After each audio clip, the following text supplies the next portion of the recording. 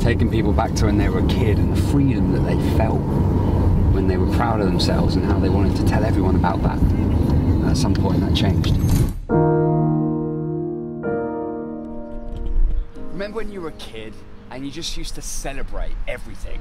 Everything, like you used to come out to the park and you'd play for hours and hours until your mum called you in for tea, and you'd be celebrating how fast you could run, how high you could climb, or how high you could jump, or how high you could kick the ball.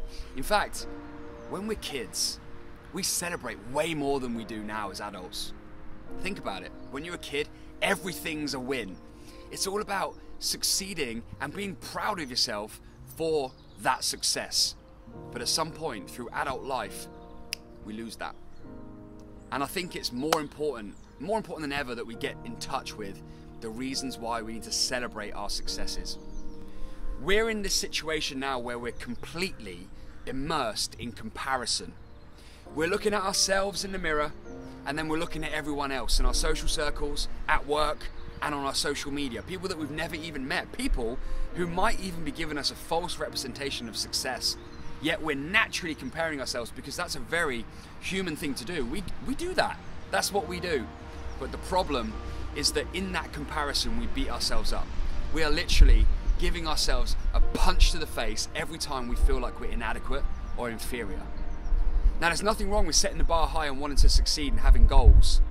But in the process of achieving those goals, if we miss the point and we don't celebrate, then what are we actually telling ourselves? Imagine we print off all our thoughts. All the negative thoughts of I'm not good enough, I need to change, I need a better life, I need to be fitter, I need to be healthier, I need to have better clothes, I need to have better friends, I need a bigger house, I need a faster car. All these things, imagine all these thoughts are red. Red, red, red, red, red, red, red, red, red. What does it all mean if there's no green thoughts at the end? What does it all mean if there's no win? If there's no success, if there's no moment where you can stand there proud of the things that you've achieved?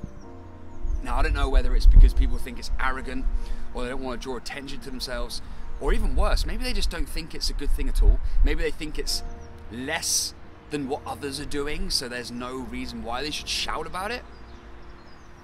But I'm here today to tell you two things. Number one is it is so important that you celebrate your success, because otherwise there's no reason for all that red. There needs to be a reason for it to go through that challenge, to go through that struggle, to go through that pain. The green thing is the reason why. It makes sense. You go, okay, that's why it felt so hard, because I achieved this thing and that made me feel great. And I enjoyed that. And that's a loop that we can build on. Without that green thing, it's just downwards. It's just down and down and down. So that's the first thing. The second thing is when you see someone else, because I appreciate how hard it can be to take this philosophy shift in yourself, but it has to start somewhere, and it starts here. So when you see somebody else, a friend, a colleague, a family member, do something that in your mind you go, that's really cool, or I love that, or well done there, tell them about it. Actually tell them.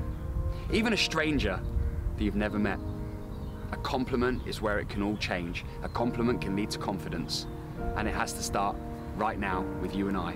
So let's get back in touch with that innocence. Let's get back in touch with that purity, and let's celebrate the successes of ourselves and others around us so that we can influence this world that we live in to be a little bit more of a positive place.